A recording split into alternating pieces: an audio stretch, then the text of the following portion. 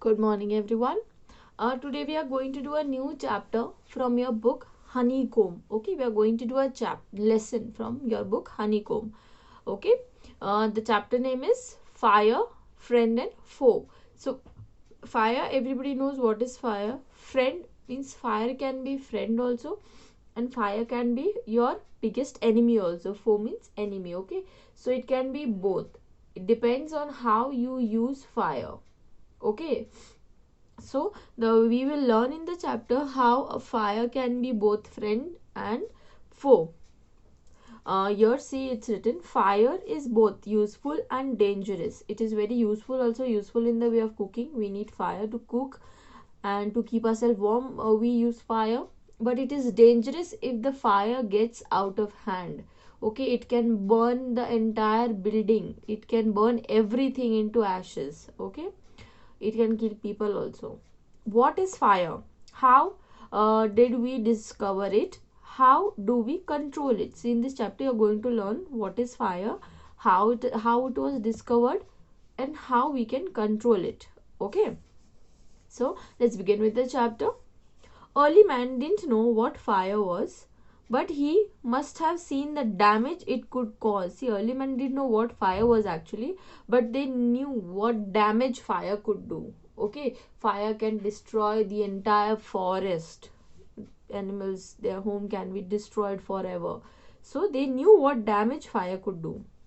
He must have watched lightning and volcanoes long before he began to use fire himself. See, lightning, when thunder strikes, when there is a lightning on the on the ground, on the roads, you can see it is like burning something. Something is burning, it destroys everything. When lightning strikes on the earth, okay, it destroys it burns actually everything. And volcanoes, you know how much heat it has in it.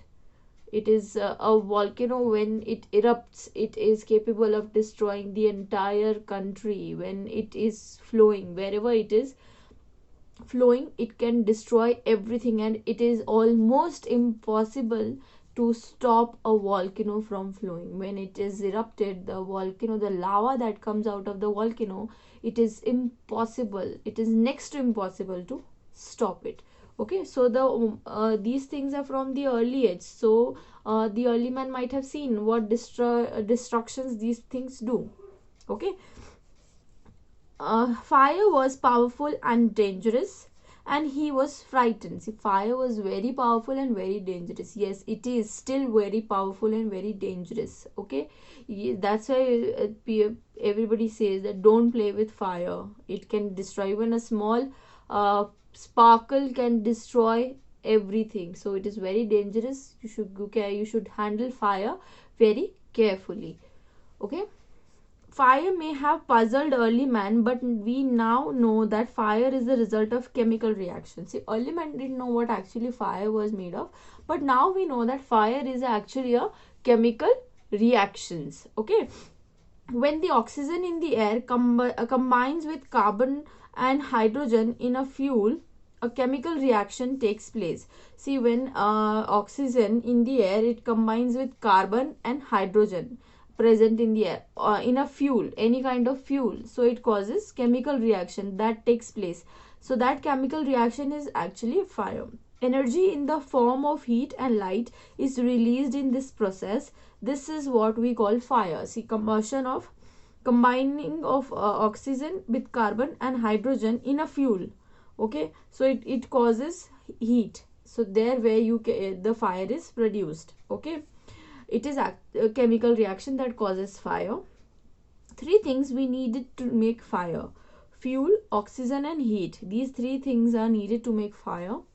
Wood, coal, cooking gas, and petrol are some examples of fuel. See, wood, coal, cooking gas cylinders, and petrol are some examples of fuel. These are examples of fuel and a very good conductor of fire. They are best friends of fire.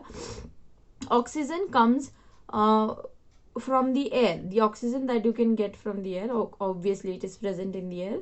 That's why we are breathing.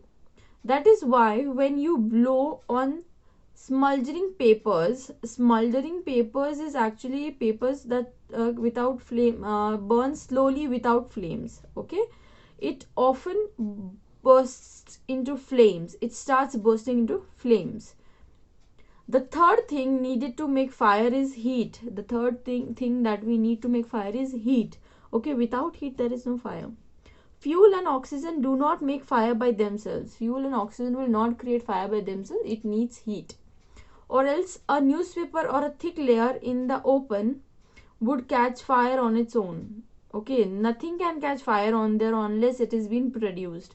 To burn a piece of paper or wood, we heat it before it catches fire. We heat it when before it catches fire. Okay, we generally do it with a lighted match, a matchstick. We do it with that. Every fuel has a particular temperature. Every fuel has its own temperature at which it begins to burn. Every fuel means every fuel has their own temperature of burning. Okay, the temperature is called the flash point. The temperature is called the flash point, or kindling temperature of fuel means the burning point of fuel. Okay, every fuel has its own flash point or its burning point. Okay, so it is called flash point or kindling temperature of fuel. Okay, so today we will read till here. The next chapter we will read in the next video. Till then, just go through this chapter, and if you have any kind of problem you can ask. Thank you.